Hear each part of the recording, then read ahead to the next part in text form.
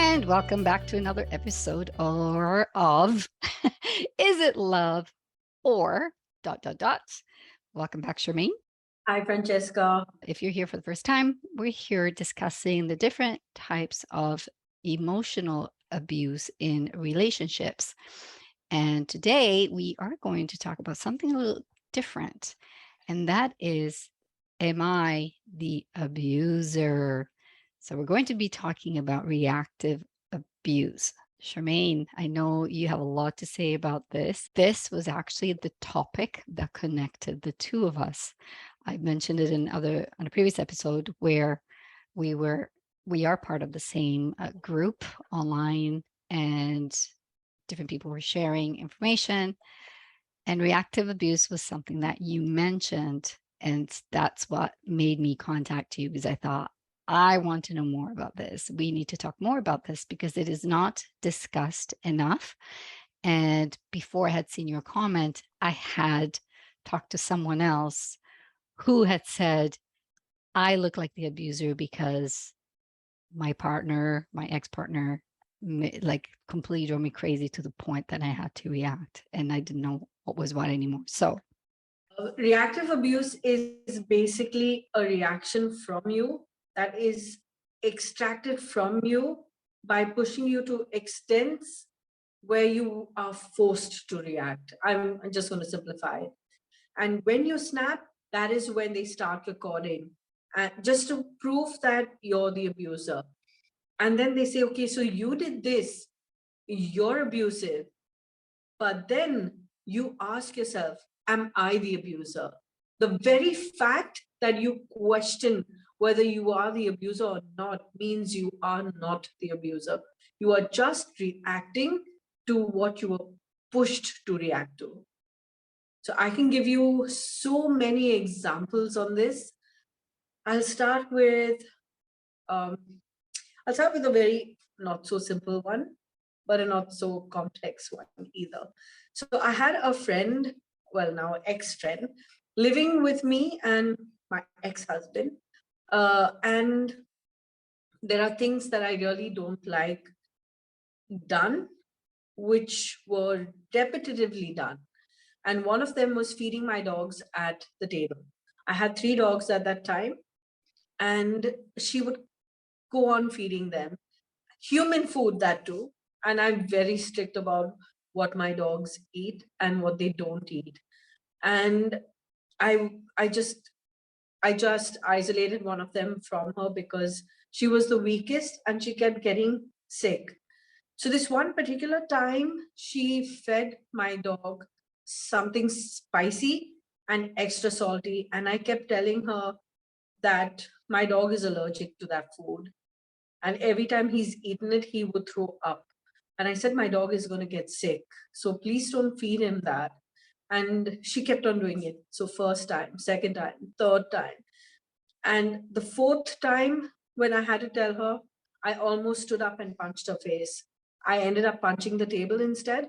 And I said, I just don't want you feeding my dog. That night, my dog puked the whole night, every half an hour. I didn't sleep because I was the one who was forced to clean after him. And he was in so much discomfort. And the next day, I was ballistic. When I know that I was pushed to that extent. This is not how I would react. But a dog can't tell you, don't feed me that. I'm allergic. I'm going to get sick. And my human is going to have to clean up after me. So when the human knows about the dog, you don't do that. So that was one thing. And then she was so taken aback at my reaction, and she kind of tried to tell my ex-husband, oh look, she was going to be physical with me. And I had lots of words. That was one thing. Then it went on, and my ex-husband, also very abusive, would push me to extents where I would lose my cool. And I would just either be very sarcastic, or I would resort to name calling. And then after those episodes were done, I would question myself. That's not who I really am. Like, what's going on in my head? I'm very laid back, very chilled out. But then I was being pushed to these extents. So the very fact that I started questioning myself about being abusive, and I read up about it, and if you can feel that you're doing something wrong, that means you are actually not the abusive one. Yeah. And well, thank you for sharing. That's a vulnerable thing to share, those experiences.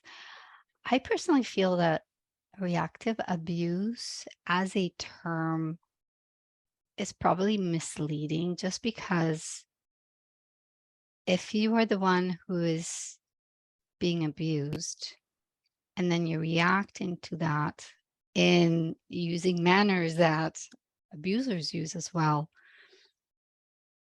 because you've been provoked to that point, I personally feel that maybe reactive response is more appropriate just because a victim is victim is not an abuser.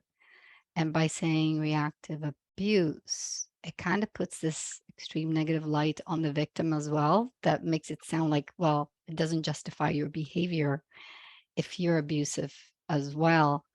So my preference is to call it reactive response versus reactive abuse. 'Cause I think it's kinder on the victim, and I don't know, maybe it just feels more right to me. But what are your feelings on that? What are your thoughts on that? That is a nice perspective. So yeah, we could call it that, reactive response, because basically it is a response. It's Yeah. more of a response, and it's something you are forced to give. It's like, pushing someone against the wall, and you know not expecting them to hit back, or expecting them to hit back so the other person could say, see, you've hit me, so you're the one. Yeah. You're And the- the thing about this is that some of the abuse is intended to provoke a reaction so that they can turn that around and say, see, you're the abusive one. Right. So that's kind of another reason why I don't like to call it reactive abuse and call it reactive response, because calling it that just gives more ammunition to the abuser, saying, see, you're abusive too. And yeah, so not not the best definition. So that's the thing. It is provoked. They push you to the point where you react and you just have had enough. So, Yeah. and there's no such thing. My understanding is there's no such thing as mutual abuse. One is the abuser, one is the victim. May react with a response that comes across abusive, but is a reaction. It's a response, not imposed on.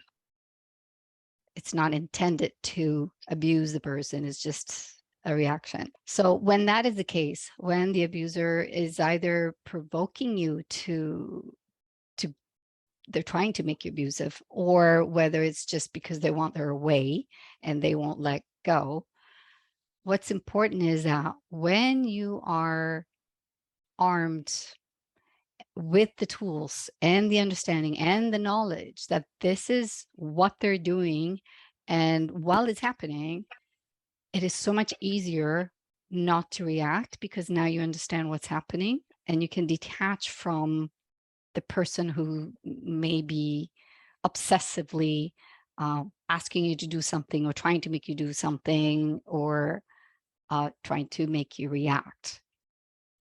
You see the situation for what it is rather than allowing your emotions to get caught up. Gray walking. We've talked about gray walking a little bit in the past, but maybe we can transition to that as well. Because I don't know, do you want to talk about this here, or do you want to do a whole other separate episode on gray walking? Different episode. All right, so we'll leave it at that for now. Follow all the information. We have all the information in the description below. Till next time, bye for now.